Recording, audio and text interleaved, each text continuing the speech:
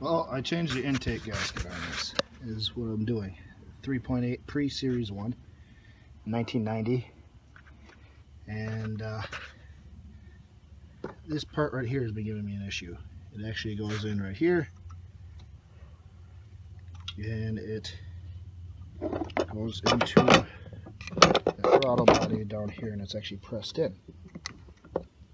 So, well, when I pulled it apart, I didn't know, but you're actually supposed to, this end is supposed to stay with the throttle body. So it's got the O-ring on this side.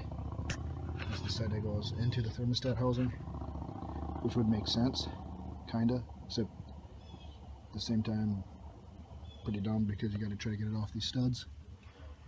So we're gonna solve this problem by taking some pipe taps and tapping these and putting plugs in them. That's what a few other people have done with these cars, so that's what I'm gonna do. So well, this is kind of what we're aiming for. Some plugs. I put some liquid Loctite on there, pipe thread sealant. Where is it? Yeah, some of that on there.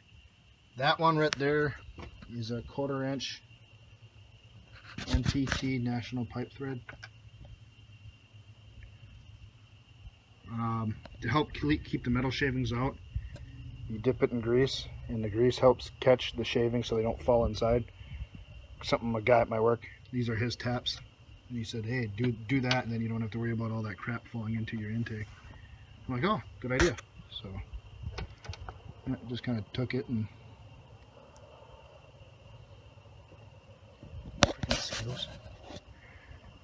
lube her up a little bit, and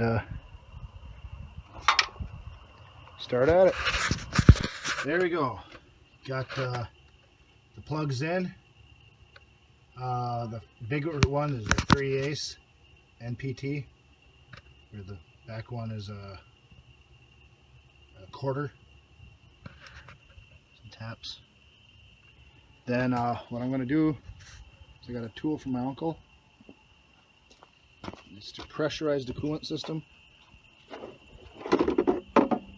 He got it at a auction or something, I believe, at one time, so it's actually a pretty old kit.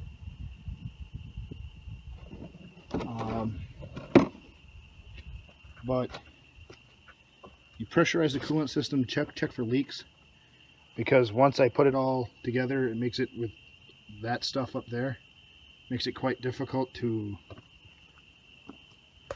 visualize it, I guess, mostly because between these two, the plate here with the EGR valve attached to it, and then the throttle body, it sticks out to about here, and it's very low. It's pretty close to the exhaust. So make it, to see if this is leaking or not, make it quite difficult. So we'll see if this fixes my leak. Now we got her pretty close, pretty high up there. You don't want to go too much more than that. You really should look at your cap. This might be a little bit too much pressure for what the cap is rated for. See if I can see it on the cap here. 15 pounds. So actually we're a little over. I think we're about 17. Even maybe a little higher than that, possibly 18 pounds. So, but it's holding steady. Where if we'd have a leak, it'd be slowly going down, and you should hear it. And there is coolant in the system, so it's not like it's completely bone dry or nothing. There's quite a bit. It should be just about shy of here.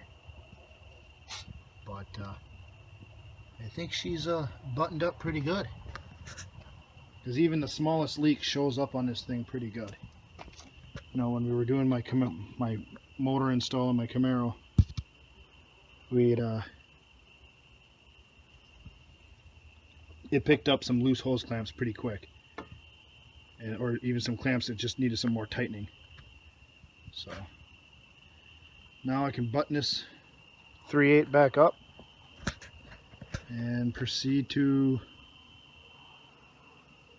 finish her up and hopefully have her running by the end of the night. And then the reatta will be back on the road. Needs a good washing after my dirty hands have been all over it, but it's going to be good to dry the car. And she's running again.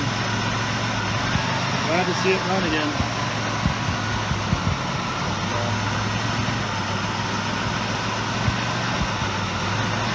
Well, now it kind of has some issues. Notice I got to check engine light. I'm going to have to run the codes on it. Got some probably coolant burning off of it that's been sitting on her now. So, yeah, fun stuff.